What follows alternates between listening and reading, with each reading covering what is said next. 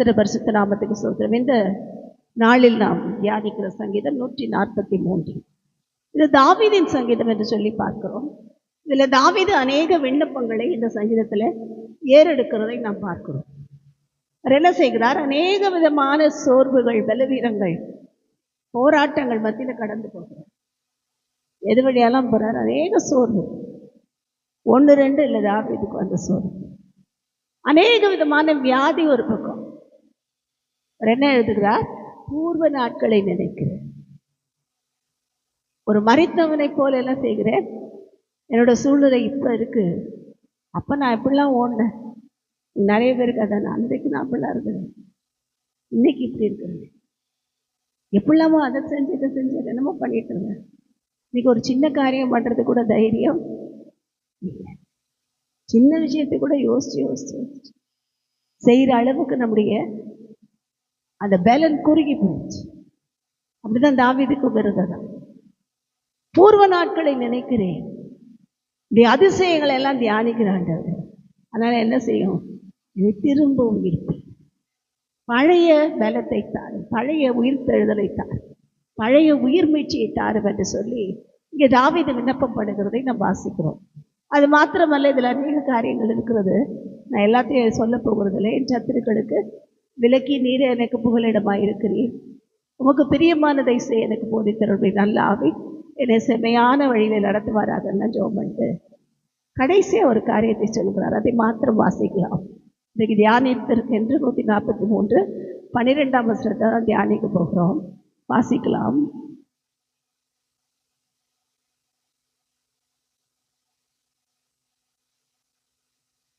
ஆமென். கர்த்தருடைய பரிசுத்த நாமத்துக்கு ஸ்தோத்திரம். உடைய கிருபையின் படி என்ன செய்யலை? என் சத்துருக்களை அழித்து போடும் ஆண்டவரே. என் ஆத்மாவை ஒடுக்கிற யாவரையும் என்ன செய்யும்? சங்காரம் பண்ணு. அது பண்ணிட்டா போதும், எனக்கு விடுதலை கிடைச்சு. இது என்ன செய்யும்? என் ஆத்மாவை ஒடுக்கிறவர் மத்தியில் எனக்கு ஒரு பெரிய விடுதலை தார், அவர்களை சங்காரம் பண்ணு என்று சொல்லி அவர் விண்ணப்பம் பண்ணுகிறதை நாம் வாசிக்கிறோம். அது மாத்திரமல்ல, கடைசியாக சொன்னார்ல, அதை தான் தியானிக்கிறோம். நான் உமது அடியே. அவர் சங்காரம் பண்ண ரெடியாக இருக்காரு, சத்துருக்களை அழிக்க ரெடியாக இருக்காரு, எல்லாம் ஓகே தான். ஆனால் நான் என்னவா இருக்கணும்? நான் அவர் அடியேனா இருக்கிறோமா இல்லையான்னு செக் பண்ணி, அவருக்கு தான் அடியேனாய் அடியாளாய். அடியேன்னா என்ன அர்த்தம்னா அடிமைன்னு அர்த்தம். அடிமைன்னா என்ன அர்த்தம்? அவர் சொல்றது, எஜமான் சொல்றதெல்லாம் கேட்கணும்னு அர்த்தம். அவர் போனா வானவர். அதை யாரு? அடிமையுடைய வேலை, வேற ஒன்றும் கிடையாது. நம்மளே எதுவும் செய்ய முடியாது, அவர் சொல்றதை செய்யறதுக்கு தான் அழைக்கப்பட்டிருக்கிறோம். கதடு அந்த வார்த்தை அவர் சொல்லும்போது, இந்த வார்த்தை எப்படிப்பட்டது? மகிமையான ஒரு காரியத்தை சொல்லிக் கொடுக்கு. அந்த நாளிலே கூட அடிமைகள் இருந்தார்கள். யூதர்கள் கலாச்சாரத்தில் பாரம்பரியமாக நான் பார்க்கும்போது, ஒரு எஜமான் வீட்டில் வேலை செய்கிறவங்க ரொம்ப நாள் நான் இந்த எஜமானை விட்டு போக மாட்டேன், என்னை நல்லா பார்த்துக்கிறாரு, நல்ல சம்பளம் கொடுக்குறாரு, எனக்கு வேண்டியதெல்லாம் செய்கிறாரு, அதனால் எனக்கு ஒன்றும் பிரச்சனை இல்லை, நான் என்ன செய்ய போகிறேன்? அவருக்கு அடிமையாக இருக்கிறேன், நான் அவருக்கே வேலை செய்கிறேன் இனிமேன்னு சொல்லி ஒப்பு கொடுத்துட்டாங்கன்னா, அவங்களுக்கு என்ன செய்வாங்களாம்? கதவுக்கு பின்னாடி நிற்க வச்சு காதில் ஓட்ட போடுவாங்க. என்ன போடுவாங்க? காதில் ஓட்ட போடுவாங்க. கதடு வருஷத்து அப்போ தான் அடிமைன்னு அர்த்தம். இந்த அடிமைகளுடைய காரியமே காதில் ஓட்ட போட்டுருக்கும். அப்புறம் தான் அதில் கம்மல் போட ஆரம்பிச்சேன். அதுக்கு முன்னாடி ஓட்டையும் கிடையாது, காதில் ஒன்றும் கிடையாது. நேற்றுக்கு பார்த்தீங்கன்னா, நேற்றுக்கு ஒரு நியூஸ் பார்த்தேன். பாடி பியர்சிங் டேவா, இன்டர்நேஷ்னல் பாடி பியர்சிங் டே. என்னது? காதை குத்துறது, மூக்கை குத்துறது, காதிலேயே ஒரு 10 தடவை குத்துறது, இந்த சைடு குத்துறது, இந்த சைடு குத்துறது, இந்த கையில் குத்துறது, இதெல்லாம் இதுக்காக ஒரு நாள் வச்சுட்டாங்க, அதை கொண்டாடுறாங்க. அது ஏன்னு தெரியாம கொண்டாடுறாங்க. அப்படி குத்தப்பட்ட அவங்க யாரு? அடிமை. அடிமைக்கு தான் காது குத்துனாங்க. கர்த்தருடைய பரிசுத்த நாமத்துக்கு ஸ்தோத்திரம். நம்மெல்லாம் ஏன் காது குத்தணும்? அந்த சாமிக்கு அடிமைன்னு சொல்லி நம்ம காது குத்தணும். ரட்சிக்கப்படுறதுக்கு முன்னாடி தேவனை நாம் அறியாமல் இருந்த போது நான் அந்த சாமிக்கு ரொம்ப அடிமை அப்படி சொல்லி தான் காது குத்தேன். கதிர வருஷத்தை நாமத்துக்கு. ஆனால் நம்ம தேவன் யார் தெரியுமா? நமக்கு காது குத்துறவர் இல்லை. இங்கே இருக்க தெய்வங்கள்லாம் யாருக்கு காது குத்துறோம்? நம்ம காதை நல்லா குத்தும் சொல்லுவாங்க. காது குத்துறதுனா ஏமாத்துறாரு. ஏய், எனக்கு காது குத்திடுச்சு, திரும்ப குத்தாதாங்க. ஏமாத்து வேலை பண்ணுறது இந்த ஊர் தெய்வங்கள், இந்த 33 கோடி தெய்வங்கள், உலகத்தில் பார்க்கப்படுகிற கேட்கப்படுகிற பொய் தெய்வங்கள். நம்ம தேவன் எப்படிப்பட்டவர்னா மகா கிருபையும் பரிசுத்தமும் உள்ள தேவன். அவர் என்ன செஞ்சாரு? அவர் தான் அவரோட பாடி பியர்சிங் டே கொண்டாடணும். நமக்காக பிற்கப்பட்டார், நமக்காக குத்தப்பட்டார், நமக்காக ஆணிகளால் கடாவப்பட்டார். நான் அடிமையா இருக்கக்கூடாதுன்னு அவர் அடிமையின் ரூபம் எடுத்தார்.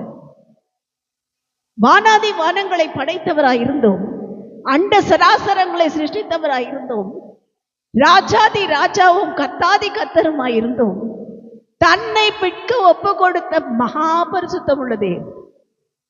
நம்ம தேவன் யாரு? நம்ம யாரு? விசேஷித்தவர்கள். நம்ம யார்? விசேஷித்த அடிமைகள். ஆண்டவரை ஏற்றுக்கிறது வரும்போது எப்படி தான் இருப்போம்? அடிமையாக தான் இருப்போம். நமக்கு ஒன்றும் வித்தியாசம் தெரியாது. ஆண்டவர் ரட்சிக்கப்பட்டோம், இயேசு ஏதோ ஒரு அற்புதம் செஞ்சுட்டார், வந்துட்டோம், இயேசுவை பிடிச்சிக்கிட்டோம், ஞானஸ்நானம் எடுத்துக்கிறேன் பாஸ்டர், வந்து ஞானஸ்நானம் எடுத்தாச்சு, அவ்வளோதான் தெரியும், அதுக்கு மேலே தெரியாது. ஏதோ பைபிள் கொஞ்சம் படிச்சுருக்கேன். அப்போ எப்படி தான் இருப்போம்? அடிமை மாதிரி தான் இருந்திருப்போம். வேதம் சொல்லுகிறது சிறு பிள்ளையானவனுக்கும் அடிமைக்கும் வித்தியாசம் இல்லை. அவன் பிள்ளை தான், அவனுக்கு எல்லா சொத்துக்கும் உரிமை இருக்குதான், அவன் தான் வாரிசு, அவன் தான் அடுத்தது, அவன் தான் அடுத்த எஜமான், எல்லா ரைட்ஸும் அவனுக்கு தான் இருக்கு. ஆனா பிள்ளையா இருந்தாலும் வளராத வரைக்கும் அடிமைக்கும் அவனுக்கும் வித்தியாசம். கதிர பரிசுத்த நாமத்துக்கு. வளர்ந்தாதான் நம்ம ஆசீர்வதிக்கிறது. அப்போ வளரணும். நான் அடிமைன்னு வந்துட்டோம், அப்படியே அடிமையாவே இருக்க சொல்ல. அவரை ஏற்றுக்கொண்டவர்கள் எத்தனை பேர்களோ அவர்களை எல்லாம் அவர் பிள்ளைகள் ஆக்கும்படி என்ன கொடுத்துட்டாரு? நமக்கு ஒரு அதிகாரம் கொடுத்துட்டாரு. அப்படிதான் ஆபிரகாம் வீட்டில் வந்த அந்த அடிமையா இருந்ததான நமக்கு எல்லாருக்கும் தெரியும். அந்த வேலைக்காரனுக்கு பிள்ளையா சுதந்திர வழியா அதிகாரம் கொடுத்துட்டார். எல்லாத்துக்கும் அவர் தான் இன்சார்ஜ். கதிர பரிசுத்த நாமத்துக்கு சொல்றேன். அப்படி போல அநேகர் அடிமையா வந்தவங்களையும் பிள்ளைகளாய் மாற்றுகிறவர்கள். அப்படியே நம்ம தேவனை யாரு? அடிமையாய் வந்த நம்மை பிள்ளைகளாய் மாற்றிருக்கிறார். அவரை விசுவாசிக்கிறவர்கள் எல்லாம் அவருடைய பிள்ளைகள். சரி, விசுவாசிக்க ஆரம்பிச்சாச்சு, அது பத்தாது, வளரணும். அதிகாரம் கொடுத்துட்டாருன்னு சொல்லிட்டு இங்க இருக்க கேவின் கிட்ட போய், இல்லைன்னா காட்சன் கிட்ட போய், இல்லைன்னா இமானுவேல் மேத்யூ கிட்ட போய் சாவியை கொடுத்து, நான் வீட்டில் இருக்க 2 பவுன் செயின் எடுத்து கையில் கொடுத்து விளையாடு, எல்லாருக்கும் கூட கொண்டு போயினா அதை என்ன பண்ணும்? செயினை கையில் வச்சுட்டு இருக்கோம். யாராவது 2 சாக்லேட் கொடுத்து, அதை கொடுக்குறியா இதை கொடுத்துட்றேன்னா உடனே கொடுத்துரும். அதுக்கு எதுதான் தெரியும் பெருசா? சாக்லேட் தான் பெருசா தெரியும். எது தெரியாது? செயின் பெருசா தெரியாது, பொன் பெருசா தெரியாது. அப்படி போல வளரலன்னா நமக்கு எது தங்கம்னு தெரியாது, எது விலையேற பெற்றதுன்னு தெரியாது, எதை என்ன பண்ணணும்னு தெரியாது. சாவியை கையில கொடுக்க மாட்டோம் அந்த பிள்ளைங்களுக்கு. அது வளரணும். வளர்ந்து வளர்ந்து வளர்ந்து ஒரு வாலிப வயது, 20 வயது ஆயிடுச்சு. இப்போ என்ன பண்ணுவோம்? அந்த பிள்ளைக்கு இப்பவும் கூட சாவி கொடுக்க மாட்டாங்க. ஏன்னா ஒரு ஸ்கூட்டர் வாங்கி சாவி கொடுப்பாங்க. அது கூட எப்படி பத்திரமா ஓட்டுப்பா, பார்த்து பார்த்து ஓட்டுப்பா, கீழே விழுந்துடாத, பின்னாடி வந்து அப்பா நிற்பார், நீ விழுந்துடாதப்பா, கதிர பரிசுத்த நாமத்துக்கு சொல்றேன், தவறி விழுந்துடாத என்று சொல்லி பார்த்து பார்த்து ஓட்ட சாவி கொடுக்கும். திரும்ப அது கொஞ்சம் தூரம் போயிட்டு தடுமாறி விழப்போகும்போது சாவி பிடிக்கிட்டு போதும் போது நீ ஓட்டுந்து நாளைக்கு ஓட்டிக்கலாவா, கூட்டு வந்து. காரணம் என்ன? அப்பாவுக்கு பயம். கீழே கீழே விழுந்து காரை கீழே உடச்சி போகுது. ஒரு 25 வயசு ஆயிடுச்சு. இப்பயும் அப்படி ஓட்ட விட மாட்டார். இப்போ என்ன பண்ணுவார்? சாவி கொடுத்து போப்பா, போயிட்டு அந்த தாம்பரம் வரைக்கும் போயிட்டு வா, இதெல்லாம் வாங்கணும், இதெல்லாம் பண்ணணும், அனுப்பி விடுவார் அப்பா. இப்போ என்ன பண்ணுவோம்? சாவி எடுத்து கையில் கொடுப்போம். இந்தாப்பா இந்த பீரோவில் இருக்கிறத எடுத்து அதில் 2000 ரூபாய் இருக்குது, டெலிஃபோன் பில் கட்டிட்டு வா, 5000 ரூபாய் இருக்குது, கரண்ட் பில் கட்டிட்டு வா என்று சொல்லி உடனே காசு பணம் எல்லாத்தையும் கொடுப்போம். இப்போ நம்பிக்கை வந்துச்சு. காரணம் என்ன? பிள்ளை வளர்ந்துட்டான். அப்போ இயேசு எப்போ நம்ம கையில் சாவி கொடுப்பாரு? அதிகாரங்கிற சாவி, ஆளுகைங்கிற சாவி. நான் எப்போ கொடுப்பாரு? வளராத வரைக்கும் கொடுக்கவே மாட்டேன். ஆண்டவரே, போன வாரம் தானே செய்தியில் கேட்டேன், உனக்காக திறந்த வாசலை வைத்திருக்கிறேன்னா சொன்னாங்களே, நான் உன் கையில் சாவி கொடுத்துட்டேன்னு சொன்னாங்களே, சாவியெல்லாம் கையில் கொடுத்துட்டு ஒன்றுமே திறக்க மாட்டேங்குதுன்னா திறக்க விட மாட்டேன்.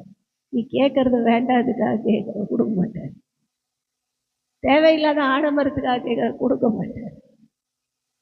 ஏதோ வேண்டாததில் மாட்டிக்கிறதுக்காக கேட்குற கொடுக்க மாட்டார். எப்போ கொடுப்பார்? 25 வயசு வாலிப பிள்ளை இப்போ கொடுப்பார். அப்போ ஆவிக்குரியவர்கள் என்னவா மாறணும்? அடிமையாக இருந்து அடுத்து பிள்ளையாக மாறணும். பிள்ளையாக மாறினதுக்கப்புறம் குமாரர்களாய் குமாரத்திகளாய் மாற வளரணும். அடுத்தது என்ன ஸ்டேஜ்? நல்ல ஞானேந்திரியம் உள்ளவர்கள், நல்ல புத்தி கிடச்சிடும். ஒரு ஸ்டேஜ் 30 வயசு தான். அந்த நாள்லாம் கல்யாணம் பண்ணி வைப்பாங்க. 30 வயசு வர வரைக்கும் வெயிட் பண்ணுவாங்க. அந்த பிள்ளைக்கு இன்னும் என்ன தெரியணும்? நல்லது கெட்டது தெரியணும், எப்படி பேசணும்னு தெரியணும், குடும்பத்தை எப்படி பார்த்துக்கணும்னு தெரியணும். எல்லாம் கற்றுக் கொடுக்கறதுக்கு அதுக்கு ஒரு ஏஜ் வச்சுருந்தாங்க பெரியவங்க. இப்போ தான் எல்லாம் 14, 10ன்ட்டு போகுது. அப்போல்லாம் அப்படி தான் 30 தான். கத்துட்டு பரிசுத்த நாமத்துக்கு ஸ்தோத்திரம். நல்ல வாலிப வயது வந்து நல்ல தெளிந்த புத்தி வந்தப்புறம் அப்போ தான் என்ன பண்ணுவாங்க? பொறுப்புகளை கொடுப்பாங்க. சாவி கொடுத்தா பத்தாது, பொறுப்பும் கொடுக்கணும். கத்துட்டு பரிசுத்த நாமத்துக்கு ஸ்தோத்திரம். இல்லைன்னா நம்ம குடும்பத்தையே பொறுப்பற்றவர்களாக நடத்திடுவோம். நம்ம கொடுக்கப்பட்ட குடும்பத்தை நாமே இடித்து போடுவோம். நிறைய வீட்டில் நிறைய பிள்ளைங்க என்ன பண்ணுது? கட்டுறதுக்கு பதிலாக இடிக்குது, உருவுது செங்கல் நடுவில். ஏன்னா கட்ட தெரியல, வளர்ச்சி இல்லை, முதிர்ச்சி இல்லை. வளர்ந்தாதானே ஆசீர்வாதம். இப்போ ஆவிக்குரியவர்கள் எப்படி வளர முடியும்? நீங்க பாட்டுக்கு வளரு நாங்கள் எப்படி சிஸ்டர் வளர முடியும்? நார்மலாக வளர்னா நல்லா பூஸ்ட் ஹார்லிக் போட்டா குடிச்சா வளர்ந்துடலாம். நல்லா மட்டன் சிக்கன் பிரியாணி சாப்பிட்டா வளர்ந்துடலாம். ஆவிக்குரிய வாழ்க்கையில் நான் எப்படி வளருது? வளர்றதுக்கு நமக்கு அழகாக கையில் கொடுத்துட்டாரு. என்னது? நீங்கள் புதிதாய் பிறந்த முதல்ல ஆரம்பத்தில் அடிமையாக இருக்கும்போது புதிதாய் பிறந்த பிள்ளைகளைப் போல களங்கம் இல்லாத ஞானப்பாலின் மேல் வாஞ்சியாக இருந்து வளர். அப்படியே களங்கம் இல்லாத ஞானப்பால் மாத்திரம் இல்லை, கொஞ்சம் பெருசாயிட்ட வாலிப பிள்ளைகள் என்ன பண்ண? வசனத்தை பகுத்து பிரித்து படித்து வளர். ஒரு நாள் வரும், அப்போ சொல்லுவார், வேதம் சொல்லுகிறது, யாரை தேவன் என்ன செய்கிறார்? வளர்ந்தவர்களாய் கருதுகிறார் என்றால் நன்மை தீமை இன்னதென்று பகுத்தறியத்தக்கதாக ஞானேந்திரியம் உள்ளவர்களுக்கே தகும் அப்படிங்க. அது எப்போ வர முடியும்? ஞானேந்திரியம் நல்ல பலமான ஆகாரம் சாப்பிடணும். ஆவிக்குரிய பிரியாணி சாப்பிடணும். என்ன சாப்பிடணும்? ஆவிக்குரிய பிரியாணி. நீங்க எத்தனை பேர் வீட்டில் பிரியாணி தரணும்? ஏன்னா சண்டேனா நார்மலாக பிரியாணி சாப்பிட வாங்குவாங்க, இல்லை செய்வாங்க. நமக்கு அதெல்லாம் டைம் இல்லை, ரியலாகவே நம்ம யாரும் செய்யறதில்லை நினைக்கிறோம். கத்துட்டு பரிசுத்த நாமத்துக்கு ஸ்தோத்திரம். ஆவிக்குரியவர்களுக்கு பிரியாணி எது? வேத வசனம் தான். இந்த வசனத்தை ஆரம்பத்தில் படித்த மாதிரி இப்போ படிக்கக்கூடாது. ஆரம்பத்தில் படித்தோம், மனப்பாடம் பண்ணோம். அப்புறம் வளர வளர வசனத்தை என்ன பண்ணோம்? ஓரளவுக்கு புரிஞ்சுது. இப்போ எப்படி படிக்கணும்னா பழைய மாதிரியே பைபிள் எடுத்து, நீ பயப்படாதே நான் உன்னோடு இருக்கிறேன், நீ திகையாதே நான் உன் தேவன், நான் உன்னை விட்டு விலகுவதில்லை, உன்னை கைவிடுவதில்லை. அதுக்கப்புறம் உன்னதமானவருடைய 91 சங்கீதம், மறைவில் இருக்கிறவன் சர்வ இதையே படிச்சுட்டு இதிலேயே ஓட்டிக்கிட்டு இருக்குது. இப்போ என்ன பண்ணும்? பைபிள் படிக்கும்போது வேதம் சொல்லுகிறது, பெரோயா பட்டினத்தார் எப்படி படித்தாங்களா? காரியம் இப்படி இருக்கிறதா என்று வேதத்தை ஆராய்ந்து பார்த்தார்கள். அதனால பார்க்கிறவங்க எப்படி இருந்தாங்களா? நற்குணசாலிகளா இருந்தார்கள். மற்றவங்களை பார்க்கிற நற்குணசாலிகள். நிறைய கிறிஸ்தவர்கள் இருந்தார்கள் அவர்கள் இடத்துல. அநேக சபைகள் இருந்தது. ஆனா பெரோயா பட்டணத்து சபையார் மாத்திரம் எப்படி இருந்தாங்க? காரியம் எப்படி இருக்கிறதான்னு வேதத்தை பார்த்து பார்த்து ஆராய்ந்து படித்ததுனாலே அவர்கள் எப்படி இருந்தாங்களா? மற்றவர்களை பார்க்கணும். நற்குணஸ். பைபிள் படிச்சா என்ன வராது? பெருமை வராது. நற்குணம் வரும். நற்குணசாலிகளாய் மாற்றி. இது வந்த அப்புறம் தான் தேவன் என்ன பண்ணுவாரு? கொடுத்திருக்க சாவியை யூஸ் பண்ணுவாங்க. இதோ பாதாளத்துக்கும் பரலோகத்துக்குரிய திறவுகோல்களை உன்னிடத்துல கொடுக்கிறேன். கொடுத்துருவார். இப்ப என்ன பண்ணுவோம்? கரெக்டா தெரியும் எந்த சாவியை எடுத்தா எந்த ஆசீர்வாதம் வரும், எந்த சாவியை எடுத்தா நம் மூலமாய் மற்றவர்களுக்கு ஆசீர்வாதம் போகும் தெரியும். தெரிஞ்ச உடனேதான் கர்த்தர் என்ன செய்வார்? நம்மை ஆசீர்வதிப்பார். அப்ப இந்த நாளில் நான் அடியேனாய் அடிமையா இருக்கிறதுக்கு மாத்திரமல்ல, புத்திரர்களால், தேவ புத்திரர்களால். புத்திரனுக்கு அடுத்த ஸ்டேஜ் தான் தேவ புத்திரர். இந்த தேவ புத்திரர்களாய் மாறணும். அடுத்தது என்ன பண்ணோம்? மனுஷனா மாறணுமா? தேவ மனுஷனா. தேவ மனுஷன் நிறைய இருக்கு பைபிள்ல, நான் அதெல்லாம் இப்ப சொல்லலை. தேறின தேவ மனுஷன் எல்லாம் பைபிள்ல இருக்கு. மனுஷன், தேவ மனுஷன், தேறின தேவ மனுஷன். தேறினவர்னா நிறைய பட்டு பட்டு அடி வாங்கி வாங்கி வாங்கி எல்லாத்துலேயும் பாஸ் பண்ணிட்டு இருப்பார். யோபு மாதிரி எல்லாத்துலேயும் பாஸ் பண்ணிட்டு இருப்பார். பாடு வந்தா கத்துறது என்ன பண்ண மாட்டார்? துக்கப்படுத்துவார். பிரச்சனை வந்தா நம்பாம இருக்க மாட்டார். இதன் மத்தியிலே தேவன் போதும் என்று விசுவாசிப்பார். வாயினால பாவம் செய்ய மாட்டார்.